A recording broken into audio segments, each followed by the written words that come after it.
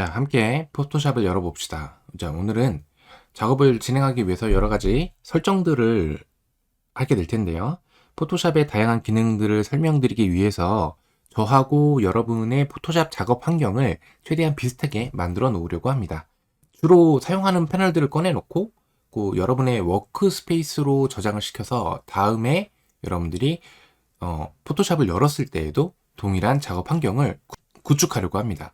포토샵이 열렸다면 새 파일을 열어주시면 됩니다. 새 파일은 파일에 가셔서 New를 클릭을 하시면 New Document를 설정할 수 있는 창이 뜨게 됩니다. 자, 여기에서는 여러분들이 센티미터로 되어 있네요. 보통은 픽셀로 되어 있는데, 네, 이 픽셀 값으로 가로나 세로 그리고 해상도를 설정을 하실 수가 있어요. 그리고 컬러 모드도 있고요. 백그라운드 컬러 시작할 때 어떻게 설정을 할 것인지 이런 것들을 설정할 수 있는데, 지금은 본격적으로 작업을 진행할 것은 아니기 때문에 어떤 사이즈의 창으로 열어 놓으셔도 상관이 없습니다. 그래서 저는 일단 크리에이트를 누르겠습니다. 자, 이제 포토샵 메인 작업창으로 들어왔습니다. 자, 우선 도구들에 대해서 한번 살펴보도록 할게요.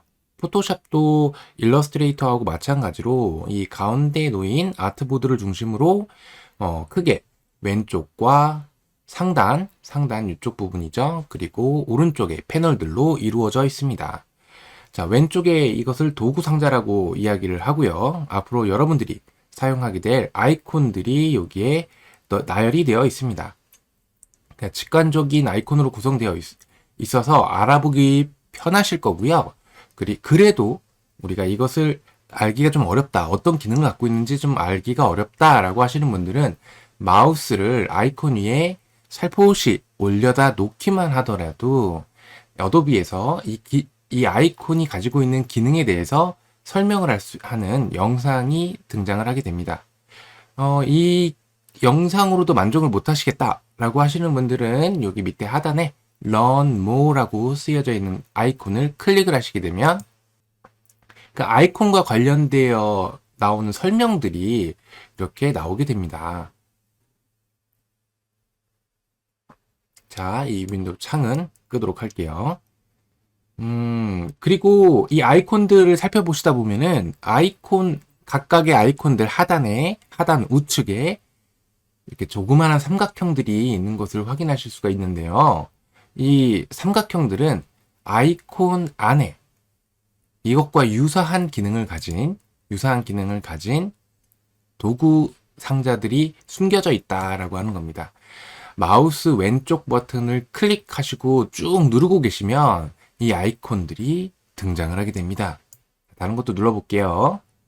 자, 텍스트를 눌러보시면 이런 식으로, 패스도 이런 식으로 숨겨져 있는 유사한 기능을 가진 아이콘들이 뜨게 됩니다.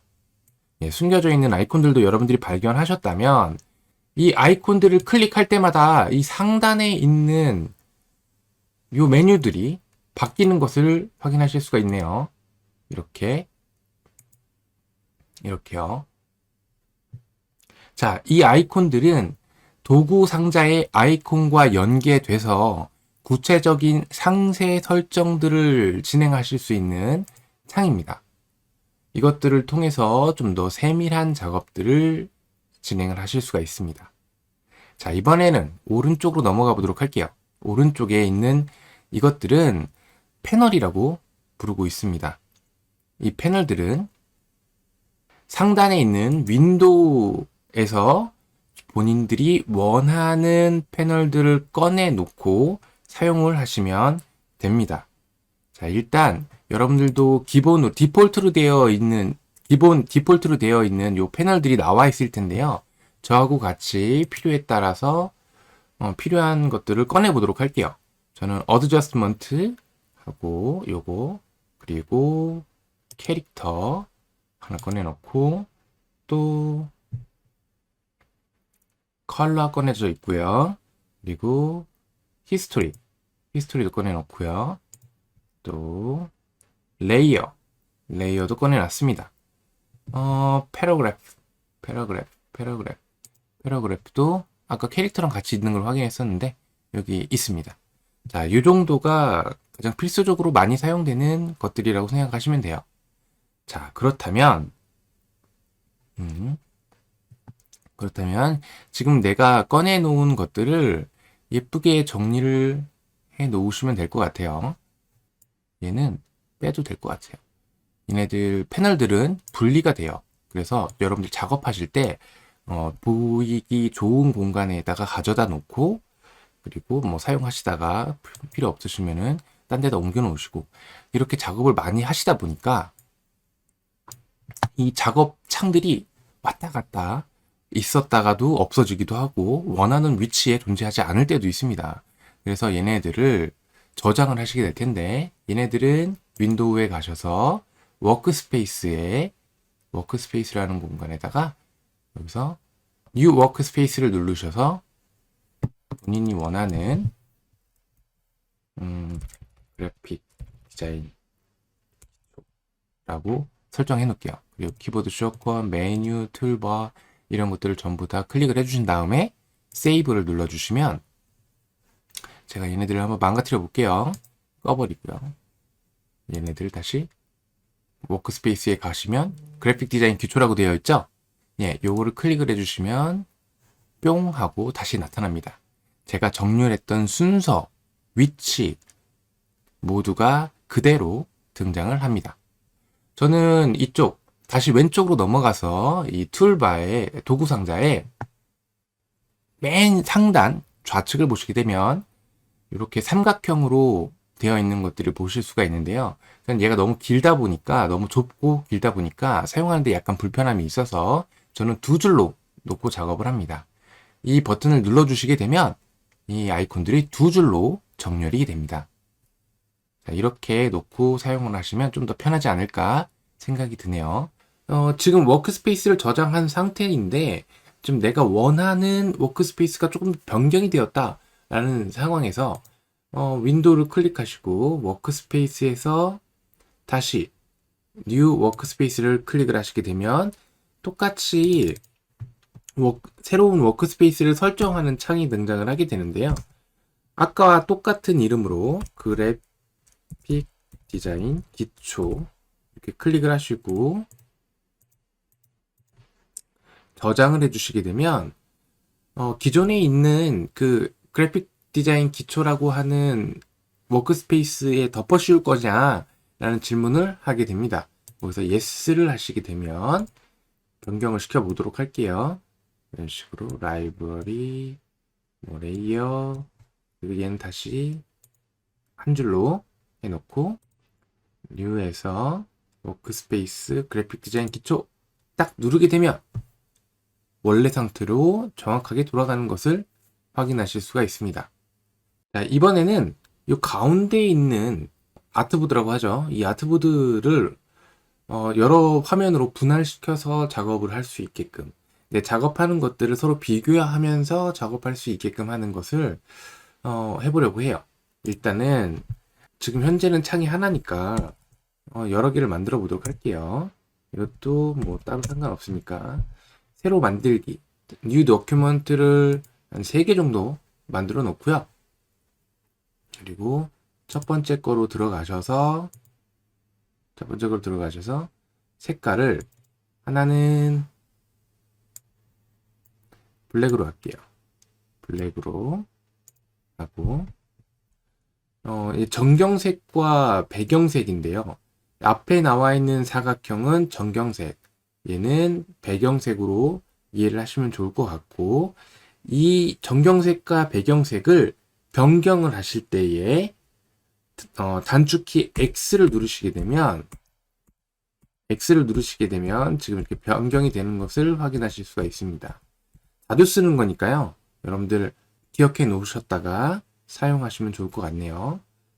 그리고 이 정경색을 이 화면에 칠하는 단축키는 Alt Delete를 눌러주시게 되면 이 화면 안에 전경색이 칠해지고요.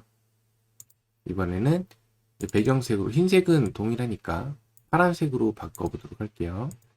자, 이번엔 배경색으로 컨트롤이겠죠.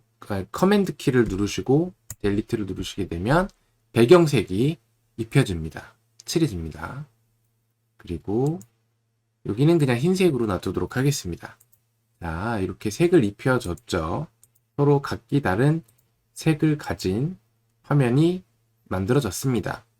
그래서 윈도우에 보시게 되면 Arrange라고 하는 것이 있는데 여기에 보시게 되면 내가 작업하고 있는 화면들을 어떤 식으로 배열을 내놓고 사용할 것이냐 라는 겁니다. 저는 여기에 3 up stacked라고 되어 있는 것으로 클릭을 해서 보도록 할게요. 이렇게 했더니 자, 제가 작업하고 있는 화면이 메인으로 되는 애가 가장 크게 나와 있고 나머지 두 화면이 이렇게 나열이 되는 것을 볼 수 있습니다. 필요에 따라서 여러분들이 원하는 방식으로 이 화면들을 배열해 놓고 활용을 하시면 되겠습니다. 얘네들을 다시 이렇게 합쳐서 놓고 사용을 하실 수도 있고요.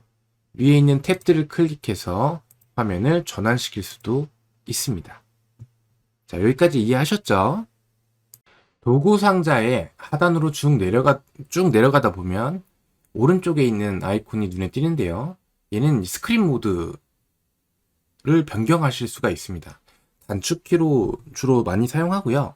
단축키는 F, 알파벳 F를 눌러주시게 되면 어떻게 변하는지 한번 보도록 할게요. F를 한 번 눌렀을 때 이렇게 변하고요.